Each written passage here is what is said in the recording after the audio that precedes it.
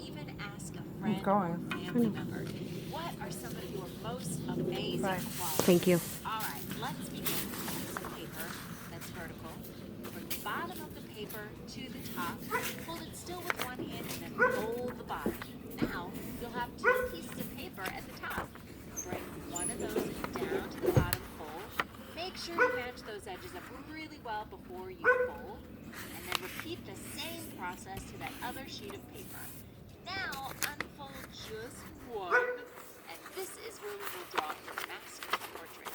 Begin in the middle of that folded line and create a small arch like a rainbow. That's one eyelid. One finger away, draw another eyelid.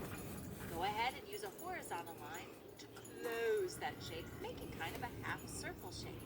Let's draw your iris, the colorful part of your eye, then the pupil, the black part of your eye that you see with. You could draw a line that divides the pupil in half, create one little half, or color one little half, not create, I guess we're creating eyes. I can't talk, it's too early. And then go ahead and shade for a highlight. Eyelashes, if you want them, they do help protect your eyes, and maybe some eyebrows to show how you're feeling. It's pretty tricky to show how you're feeling behind a mask, so those eyebrows are going to come in really handy. Find the middle, go up a little bit, that's your hairline. Create an arch like a rainbow that starts on one side of your head, goes to that dot, and comes down. That line's a little tricky. You could practice with your finger a couple of times first. I'm drawing the tops of my ears, and I'm thinking about the texture of my hair. Maybe your hair has a curly texture, a straight texture. Draw that, and then any other hairstyle you might want to add. It's a little easier if you draw your hair up, but you don't have to. You could draw your hair any way you like. Now for the masked chinny chin chin.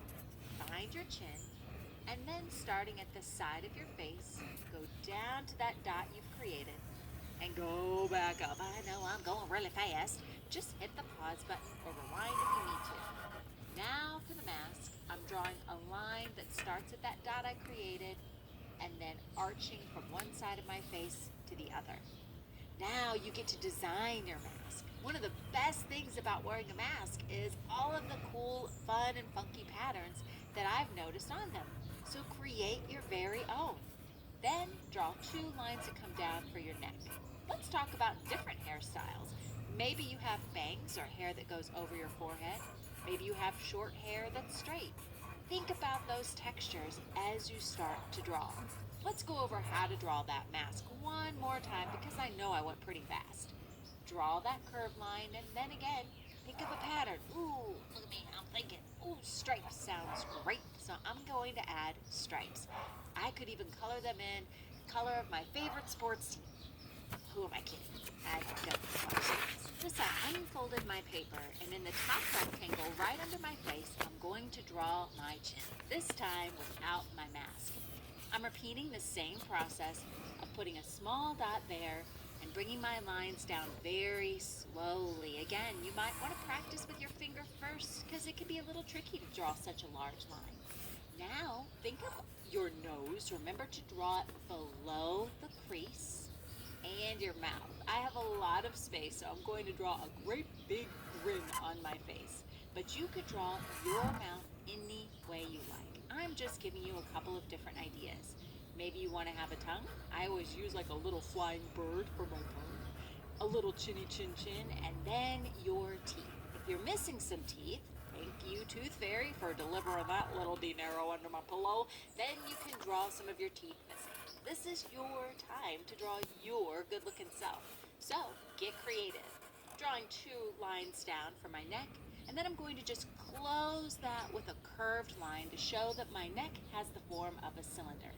Now, let's talk about a different kind of smile. I'm just repeating the same steps in case you missed any. Maybe a different kind of upside down questionable nose, and then maybe a side smile. Again, this is your time to draw your good looking self. Grab a mirror if you want to. Check out any freckles, moles, glasses, whatever you have that makes you different and unique. Don't forget to include them. Now it's time to talk about the person that you are. Words that describe just how awesome and amazing and incredible of a kid you are. Let's go beyond things like pretty or cute. Why don't what makes you special and different and unique. Maybe you're artistic or athletic. I know you're super smart, definitely kind and considerate, helpful in any kind of way. I'm quite positive those are the words that you could use to describe yourself. If you want to turn them into bubble letters, try drawing them first and then creating curved letters that kind of bubble or go around. You'll notice I did that with a pencil first, and I'll do that the same here for block letters. It's a little bit easier to try with a pencil first, and then when you feel like you've really got it, then trace over it with a permanent marker. Then, in those empty spaces between the words, you could draw different kinds of designs, patterns, whatever you feel like. Again, if you get a little stumped for a word, why don't you ask someone in your family